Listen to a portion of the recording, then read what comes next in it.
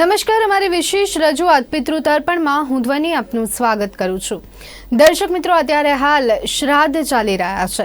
કહેવાય છે કે જો તમારે પિતૃઓને ઠારવા હોય તો આ દિવસોમાં, શ્રાદ્ધના દિવસોમાં આપ પિતૃઓને ઠારી શકો છો। 16 દિવસનું શ્રાદ્ધ કરી શકો છો અને પિતૃઓના આત્માને અહીંયા આપ શાંતિ આપી શકો છો।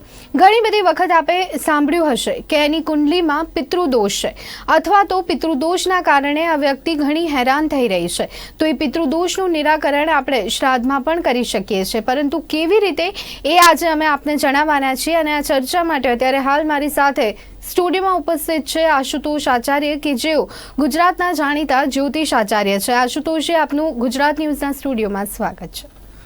જય ભવાની। આશુતોષજી, અહીંયા પિતૃદોષ શું છે ત્યાંથી ચર્ચાની શરૂઆત કરીએ તો આખરે પિતૃદોષ શું રહેતું હોય છે?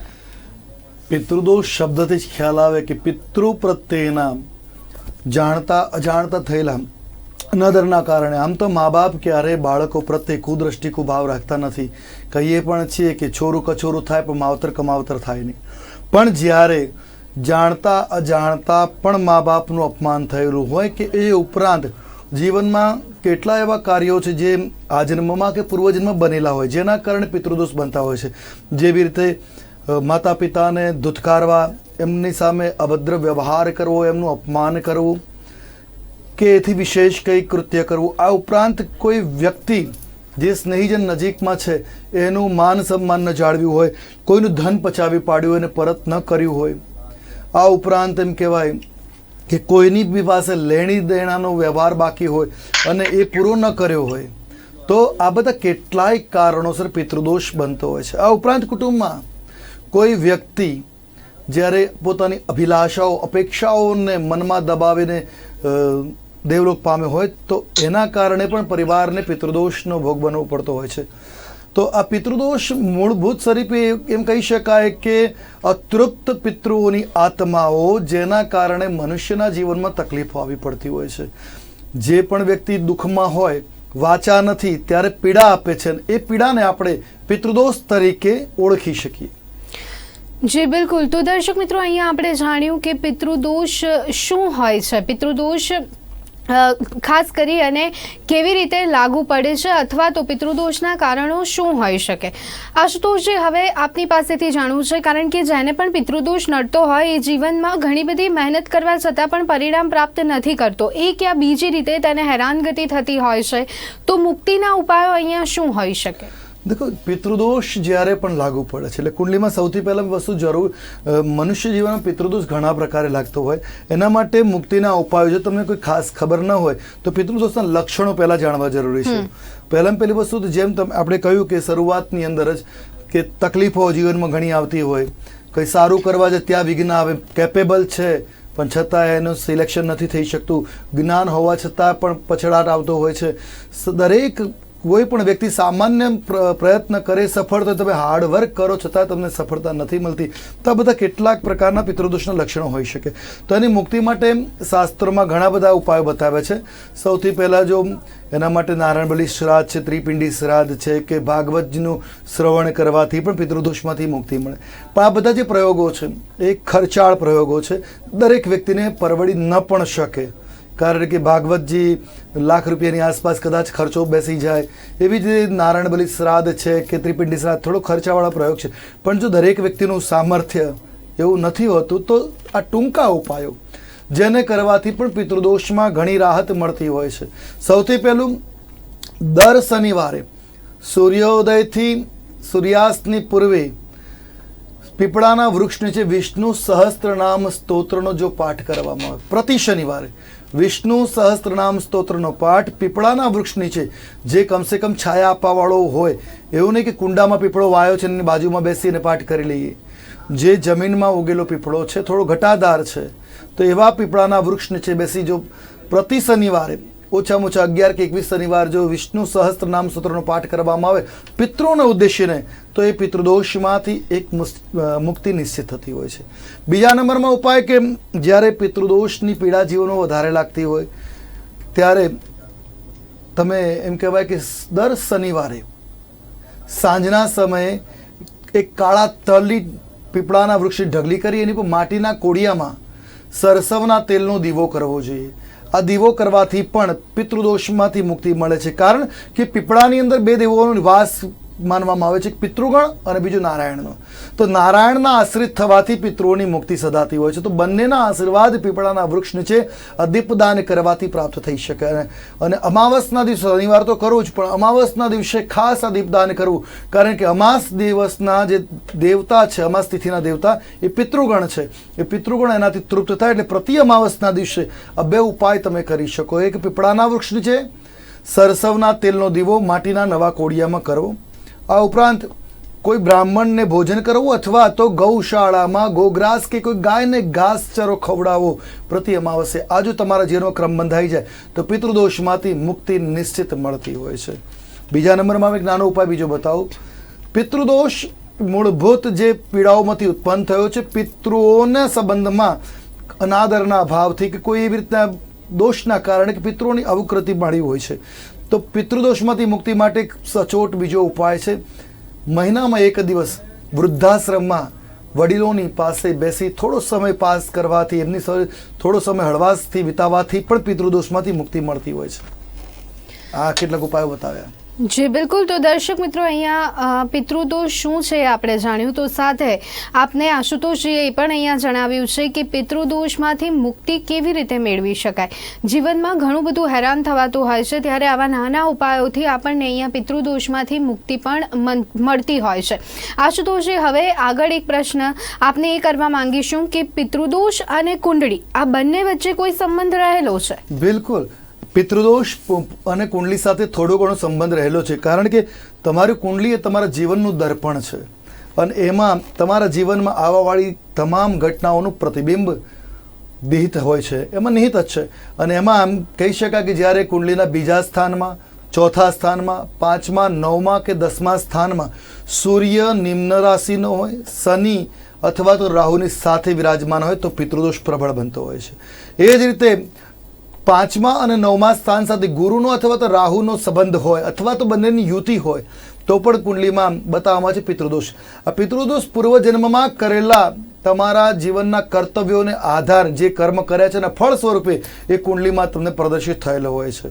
તો કુંડલીના માધ્યમથી પણ જાણી શકાય છે કે પિતૃદોષ કેટલા અંશે છે, કેવા પ્રકારનો પિતૃદોષ છે. પિતૃ ઋણમાંથી મુક્તિ માટે, કારણ કે પિતૃ ઋણ, માતૃ ઋણ, ભ્રાતૃ ઋણ, આ બધા ઋણ જે છે એ તમારી કુંડલી તમારા જન્મ સમયની સ્થિતિ પ્રદર્શિત કરતી હોય છે. કારણ કે એક સમય તમે જુઓ કે એક જ સમયે બે જગ્યાએ બાળકનો જન્મ થતો હોય છે. એક રાજાના તે જન્મ ધારણ કરતું હોય છે, એક રંકના તે જન્મ ધારણ કરતું હોય છે. તો બંનેની કુંડલીમાં દોષ સરખા હોવા છતાં પણ પોતાના પૂર્વજન્મના કરેલા કર્મોને આધીન કોઈને વધારે કષ્ટ ભોગવવું પડતું હોય છે, કોઈને ઓછું, પણ એ પિતૃદોષ બંનેના જીવનમાં લાગતો હોય છે. તો કુંડલીના આધારે એટલું નિશ્ચિત કહી શકાય કે જ્યારે ચોથું સ્થાન, બીજું સ્થાન, 5મું સ્થાન, 9મું સ્થાન અને 10મું સ્થાન, આ સ્થાનમાં રાહુ અથવા શનિની સ્થિતિ સૂર્યની સાથે હોય અથવા તો તે સ્થાનના સાથે આડકતરી દેગા બે ગ્રહોમાંથી કોઈ પણ ગ્રહનો સંબંધ હોય તો પિતૃદોષ નિશ્ચિત બને છે. જી બિલકુલ. એટલે અહીંયા ચોક્કસપણે આપણે કહી શકીએ છીએ કે પિતૃદોષ અને કુંડલીને સંબંધ રહેલો છે. કુંડલી પરથી પણ એ જાણી શકાય છે કે આપને પિતૃદોષ છે કે કેમ. આશુતોષજી, અહીંયા બીજી એક બાબત, અગાઉ આપની વાતમાં જણાવ્યું કે નારાયણ બલિ સહિત અનેક વિધિ કરીને પણ આપણે પિતૃદોષમાંથી મુક્ત થઈ શકીએ છીએ. ત્યારે ઘણી બધી વખત આપણે સાંભળતા હોઈએ છીએ કે નારાયણ બલિ કરાવવામાં આવી, તો આખરે નારાયણ બલિ શું રહેતું હોય છે? નારાયણ બલિ પર્ટિક્યુલર એક વિધાન છે જે મૃતક જે છે એ 32 પ્રકારના મૃત્યુ બતાવે છે શાસ્ત્રોમાં. એ 32 પ્રકારના દુર્મરણ જે છે એમાં કોઈ પણ વ્યક્તિ જ્યારે મૃત્યુ થાય છે તો એની અધોગતિ નિશ્ચિત હોય છે. એ પ્રાયશ્ચિત માટે નારાયણ બલિ કરવામાં આવતી હોય છે. આમ તમે જ્યારે કોઈ વ્યક્તિનું મૃત્યુ થયું ત્યારે સાંભળ્યું 10માની અને 11માની વિધિ, તો જે 11માની વિધિ છે એ પણ નારાયણ બલિ છે. પણ અહીંયા અને જે નારાયણ બલિ શબ્દ અલગ છે એમાં ડિફરન્ટ એટલો છે કે જે મૃત્યુ પછી જે 11માની વિધિને નારાયણ બલિ કરવામાં આવે છે એ પર્ટિક્યુલર ઓળખો છો કે આ જ વ્યક્તિના નિમિત્તે નારાયણ બલિ શ્રાદ્ધ થઈ રહ્યું છે. પણ જ્યારે તમે જીવનમાં ઘણી પ્રકારની પીડાઓ ભોગવતા હો, તમને ખ્યાલ નથી કયા પ્રકારની પીડાઓ છે, કોણ પિતૃ છે, કઈ પેઢીના પિતૃ અતૃપ્ત છે, શું તમારા વંશના જ પિતૃ તમને નડી રહ્યા છે અથવા કોઈની સાથે લેતી દેતીનો સંબંધ હતો અને એના કારણે એના સંબંધોના એ તમારી પાસે અપેક્ષા રાખીને મૃત્યુ પામ્યા છે, તો એ આપણને ખબર નથી હોતી. એટલા માટે અહીં અનિર્દિષ્ટ ગોત્ર કોઈ પણ એક વ્યક્તિ કે જે પીડાકારક બની રહ્યું છે એના નિમિત્તે નારાયણ બલિ શ્રાદ્ધ કરવામાં આવતું હોય છે. નારાયણ બલિ શ્રાદ્ધ મૂળભૂત એમાં પંચ દેવતાઓની પૂજા કરવામાં આવતી હોય છે.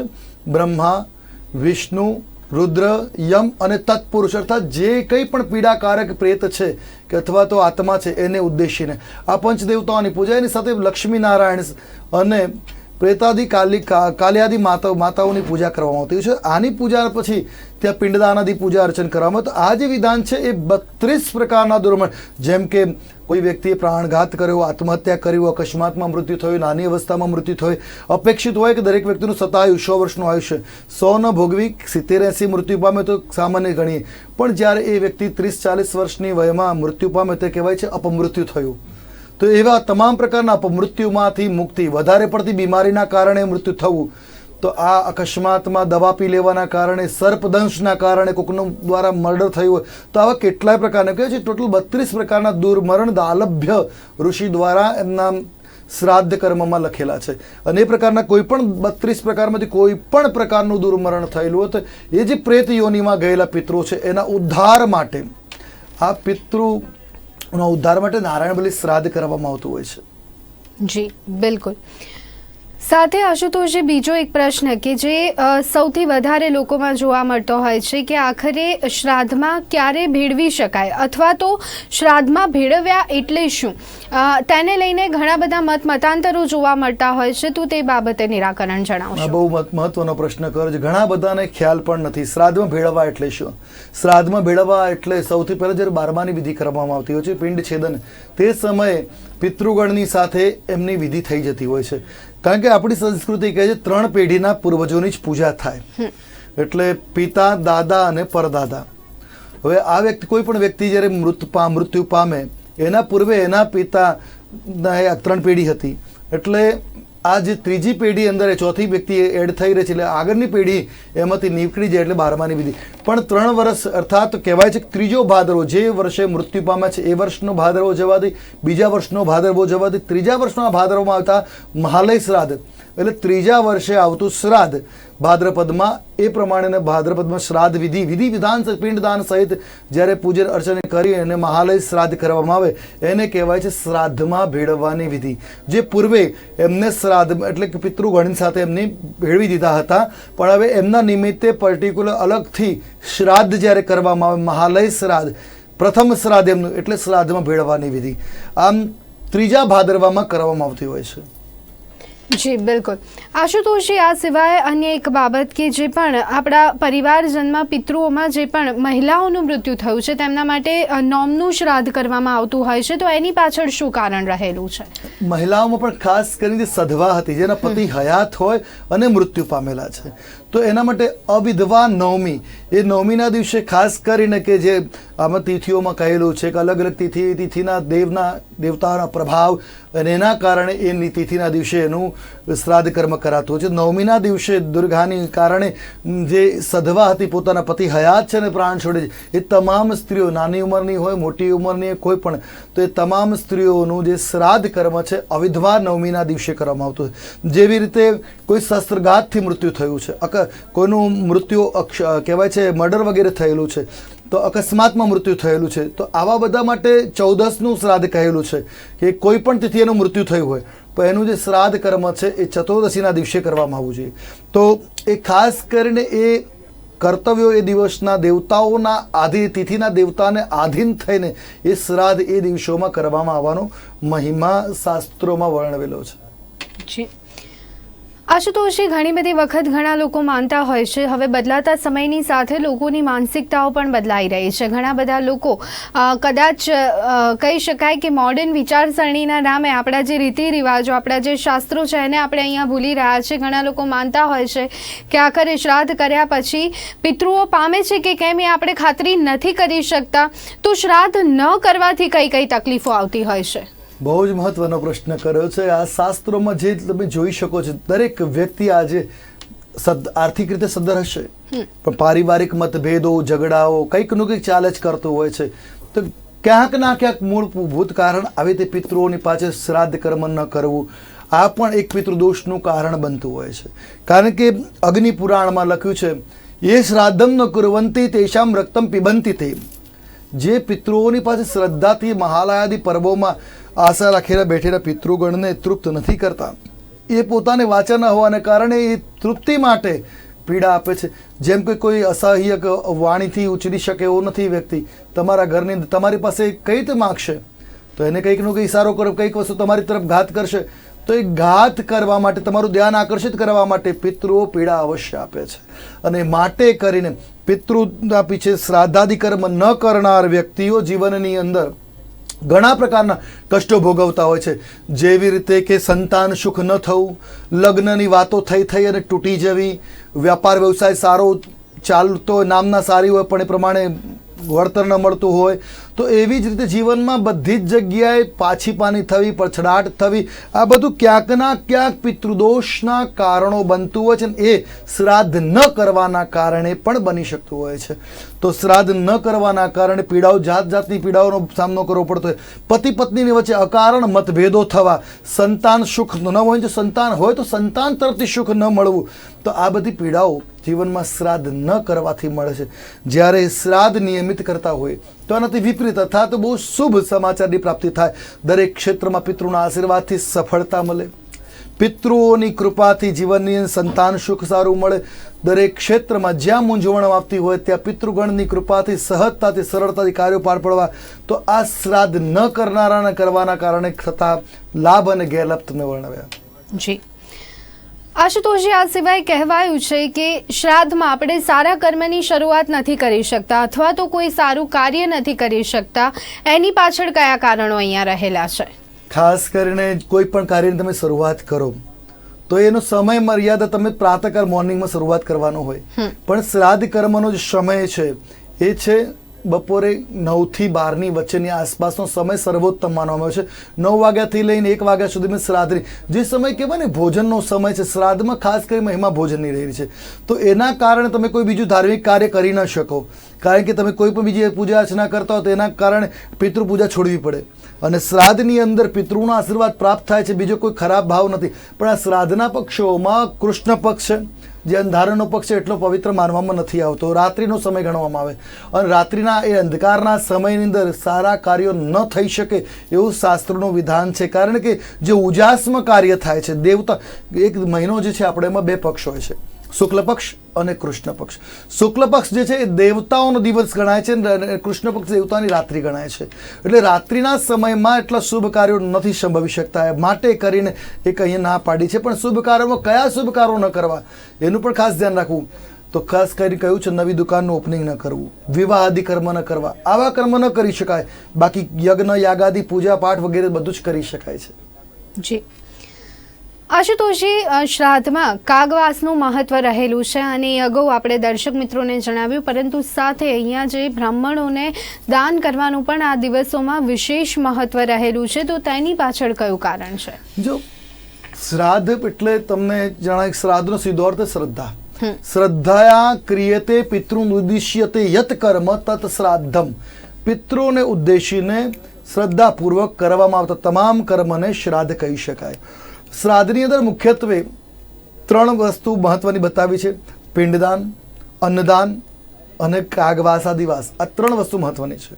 હવે એમાં પહેલી વાત કરીએ તો મહાલય શ્રાદ્ધ વિધિ વિધાન પ્રમાણે કરી તો પિંડદાન કયો છે. તમારો જે પ્રશ્ન છે બ્રાહ્મણને દાન કરવાનો, તો એ બ્રાહ્મણ દાન, ઘણી વખત શું ઘરે બ્રાહ્મણને ભોજન કરવા બોલાવીને ભોજન કરાવતા હોય, એ સાક્ષાત મહાલયનો જ બીજો પાર્ટ છે. પણ એ ન સંભવી શકતું હોય કોઈ કારણોસર, તો એ આમાન એટલે કાચું સીધું, અને એની સાથે કંઈક વસ્ત્રપાત્ર આદિ જે કંઈ પણ આપ આપતા હોય શ્રદ્ધાથી, એ જ ઉદ્દેશ્યને તૃપ્ત કરવા માટે કે શ્રાદ્ધનો મહાલય શ્રાદ્ધની સંપૂર્ણ વિધિનો પાઠ પૂરો થાય, તો એ જ ભાવથી અહીંયા આપવામાં આવતું હોય છે. જેથી કરીને જે અન્ન ખાનારાના તૃપ્તિના આશીર્વાદ તમને પ્રાપ્ત થાય. એટલે અન્નદાન સૌથી મોટું, શાસ્ત્રમાં કહ્યું છે દાનમાં સર્વશ્રેષ્ઠ 2 દાન, અન્નદાન જળદાન સર્વોત્તમ દાન ગણ્યા છે. એટલે અન્નદાનનો મહિમા રહેલો છે. હવે કાગવાસની પણ તમારો પ્રશ્ન હતો, તો કાગવાસ એટલે શું? કાગવાસ કેમ, કાગડાને જ કેમ પધરાવવું? ઘણા લોકોના મનમાં પણ આવો પ્રશ્ન થતો હોય છે. ઘણા લોકો તો એવું ત્યાં સુધી કહેતા હોય છે કે આપણા પિતૃ શું ગાય કૂતરું ને કાગડું બનીને આ શ્રાદ્ધ ગ્રહણ કરવા આવે છે? તો તદ્દન ખોટી વાત છે. શાસ્ત્રમાં બતાવ્યું છે કે ત્રણ જીવોને શા માટે? તો ગાયને અર્પણ કરવાથી પુણ્યની વૃદ્ધિ થતી હોય છે. અને આ મહાલયમાં એ પિતૃપક્ષના જીવનની અંદર કોઈ પણ કદાચ એમના પાપ કર્મો રહી ગયો હોય કે આપણા કર્મો રહી ગયો હોય તો એની શુદ્ધિ માટે ગૌગ્રાસ, ગાયને ઘાસ નખાતો હોય છે. શ્વાન એટલે શ્વાન બે કૂતરાઓનું વર્ણન છે જેને આપવાથી પથ, જે જીવનનો પથ માર્ગ છે પિતૃપથ, એ સુલભ બનતો હોય એના માટે શ્વાનને અપાતું હોય છે. અને પાપના શમન માટે, કારણ કે વાયસ, કાગડાને વાયસ કહ્યો છે, વાયસ બલિ પિતૃઓને એટલા માટે અર્પણ કરવામાં આવતી પિતૃ નિમિત્તે, કારણ કે યમદૂત છે, વાયસો યમદૂત, એટલે કાગડો યમદૂત તરીકે છે. અને એને અર્પણ કરવાથી જીવનની અંદર સારા સંકેતોની પ્રાપ્તિ થઈ શકે. કારણ કે કાગડો છે ને એ હંમેશા કોઈક શુભ સમાચાર, કોઈકના આગંતુકના સમાચાર આપવા માટે પણ આવતો હોય છે. તો આ કારણોસર બુદ્ધિશાળી જીવ પક્ષીઓમાં કાગડાને માનવામાં આવે છે, એટલે કાગડાને કાગવાસ કરવામાં આવતો હોય છે. જી બિલકુલ. આશુતોષજી, અહીંયા શ્રાદ્ધમાં જે પણ કોઈ વિધિ થતી હોય છે આપણે પિતૃઓને ઠારવા માટે કરતા હોઈએ છીએ. જાણે અજાણે આપણાથી કોઈ ભૂલચૂક થઈ હોય તો તેની આપણે માફી માંગતા હોઈએ છીએ. પરંતુ જ્યારે શાસ્ત્રમાં જે વર્ણન છે તે પ્રમાણે તો આપણે કહી શકાય કે આ વિધિ કરતા હોઈએ છીએ. પરંતુ આજની જે યુવા પેઢી છે એના માટે અહીંયા એક સરસ મજાનો સંદેશ એ પણ હોઈ શકે છે કે જ્યારે બદલાતો સમય છે ત્યારે આપણે આપણા ઘરના વડીલો, માતા પિતાની કદાચ જે કિંમત કરવી જોઈએ અથવા તો જે માન સન્માન રાખવું જોઈએ, આદર રાખવું જોઈએ, તો એ આપણે નથી કરતા. કદાચ 12 મહિના આપણે આ તમામ બાબતોનું ધ્યાન રાખવું જોઈએ કે જેથી કરી અને જ્યારે તેઓ જીવી રહ્યા છે ત્યારે એમને દિલ અહીંયા દુભાય નહીં. બિલકુલ સાચી વાત છે. કારણ કે આ જો જીવનની અંદર પિતૃદોષ કેમ બને? તો જીવનની અંદર માતા પિતાને પીડિત કર્યા છે અને એમની હયાતી ના હોય ત્યાર પછી આ જીવનમાં ભોગવવું પડે છે. જો એ ભોગવવાનું બાકી રહી ગયું હોય તો બીજા જન્મની અંદર કુંડલીમાં પિતૃદોષ લઈને વ્યક્તિ જન્મ ધારણ કરતો હોય છે. એટલે શાસ્ત્રમાં કહ્યું જેમને તમને અવતાર આપ્યો છે એની સેવા પૂજા, એના માન, પિતૃઓને 2 જ વસ્તુની આશા હોય છે. તૃપ્તિ સે નથી મળે તો પહેલું કહ્યું છે પિતૃના શબ્દને સ્વીકારી પુત્ર જે કાર્ય કરી નાખે, કોઈ દલીલ નહીં, પિતા માતા પિતા જે શબ્દ કહે અને એને યથા યોગ્ય સ્થાને એક્સેપ્ટ કરી લેવું એ પુત્રનું લક્ષણ છે. બીજા નંબરમાં પિતૃઓની તૃપ્તિ માટેની સેવા કરવી. આ 2 જ વસ્તુથી પિતૃ તૃપ્ત થઈ જતા હોય છે. તો એના સિવાય બીજું કોઈ વિશેષ એમની અભિલાષા હોતી નથી. પુત્ર કે સંતાન કોઈ પણ થોડું એમથી પ્રગતિ કરે તો સૌથી વધુ ગર્વ એના માતા પિતાને હોતો હોય છે. એટલે એમની માનસ મર્યાદા સાચવવાથી પિતૃદોષ લાગતો નથી. અને જો કદાચ માતા પિતાના જીવનની અંદર સેવા કરવાની રહી ગયો, અવસર ન મળ્યો, કારણ કે દરેક જણા ભાગ્યશાળી નથી હોતા કે મા બાપની સેવા આખી જ નહીં મળી શકે, તો વૃદ્ધાશ્રમમાં સેવા આપવાથી જે લોકોને મા બાપે, જે સંતાનોએ મા બાપને તરછોડી દીધા એમની સેવા કરવાથી પણ એ પિતૃદોષ નથી પ્રગટ થતો. જી બિલકુલ. તો દર્શક મિત્રો, પિતૃદોષ શું છે, તેમાંથી કેવી રીતે મુક્તિ મેળવી શકાય, તે તમામ પ્રશ્નોનું નિરાકરણ આજના આ શોમાંથી આપને મળ્યું હશે. આ ચર્ચા માટે અત્યારે મારી સાથે જોડાયા હતા જાણીતા જ્યોતિષ આચાર્ય આશુતોષજી. આશુતોષજી, આપનો ખૂબ ખૂબ આભાર. જય ભવાની. તો દર્શક મિત્રો, અમારી વિશેષ રજૂઆત પિતૃ તર્પણમાં ત્યારે બસ આટલું. રજા આપશો. નમસ્કાર.